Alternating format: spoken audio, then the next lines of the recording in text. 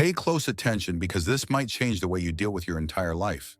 The truth no one tells you is this: most of your stress, your anxiety, and your guilt don't come from what you do, but from what you avoid doing. Procrastination is a silent betrayal. It feels harmless, like just saying, "I'll do it later." But slowly it plants seeds of chaos in your mind, turning small tasks into invisible monsters. And the worst part is that you know you could solve it. It's completely within your reach. Yet something holds you back, and that is what eats you alive from the inside.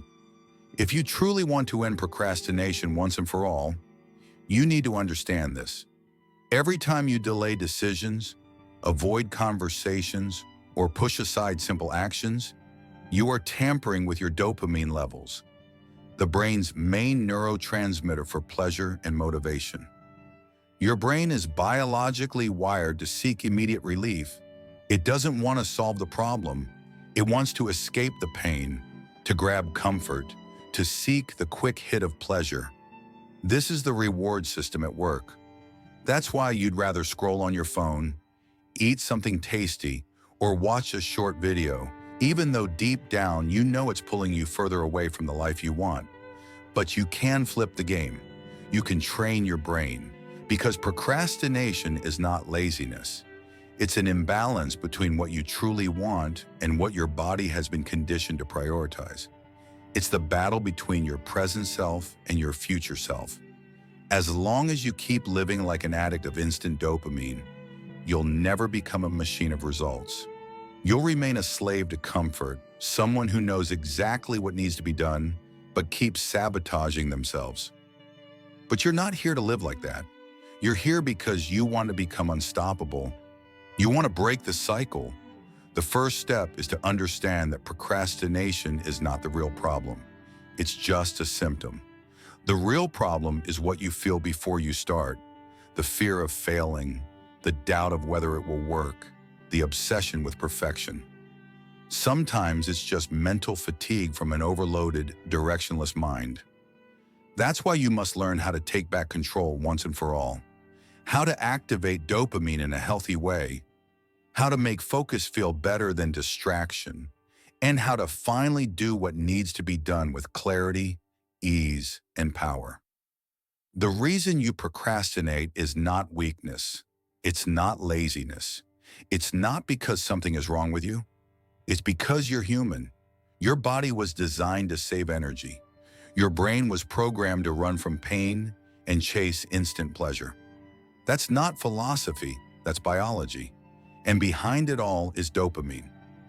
Dopamine is the powerful chemical messenger that acts as your brain's motivation signal. It's released whenever you move towards something that promises pleasure, reward, or relief. It quietly decides what you focus on, what you delay, and what you avoid. Here's the catch. Your brain rewards you for choosing the easy path. In the short term, procrastination feels like a win, but very quickly, guilt sets in. Frustration takes over. The sense that you're falling behind eats at you. And then more negative dopamine floods the system, locking you deeper into the cycle. This is the brain's reward system at work. Imagine it like an invisible scale. On one side, effort, studying, training, recording, focusing, finishing that important task. On the other side, quick pleasures, scrolling, junk food, distractions, endless entertainment. Your brain weighs both and almost always picks the fastest source of dopamine. But here's the price. The easy pleasure costs you dearly, while the delayed effort becomes heavier with time. The more you feed this loop, the more your brain gets addicted to low-quality dopamine. You're training yourself to avoid what matters, to escape the very things that make you grow. But the same brain that procrastinates can be reprogrammed. You don't have to fight against dopamine. You just need to use it in your favor. Because dopamine also gets activated when you move forward, when you complete, when you make real progress. Imagine if finishing a task became more satisfying than avoiding it. Imagine if focus itself became a source of pleasure.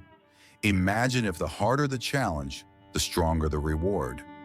This is possible, but it takes strategy, self-awareness, and the refusal to keep negotiating with your lazy mind. From now on, you lead your mind the way a general leads an army. And this is how you do it. You stop seeing procrastination as a problem of time and start seeing it as a problem of emotion. Because you don't delay tasks, you delay feelings. You don't avoid the work, you avoid the discomfort that comes with it. Fear of judgment, fear of imperfection, fear of wasting effort, fear of not being enough. That's the true enemy. Once you face it, you break the cycle. Once you understand that action itself is the cure, everything changes. The more you act, the more dopamine works in your favor.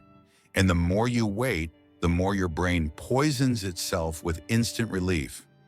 So the next time your mind tells you to delay, remember this. You are not negotiating with time. You are negotiating with your own future. Every small action today is an investment. Every avoidance is a debt. And just like financial debt, it compounds. Procrastination is the interest rate of wasted potential. Action is the only currency that pays it off. That's why the only way out is forward. Start small, do one thing, create momentum, use dopamine as fuel, not as a trap. And soon you'll notice something powerful. Focus feels better than distraction, progress feels better than escape, and discipline feels better than guilt. At that point, procrastination loses its grip on you forever.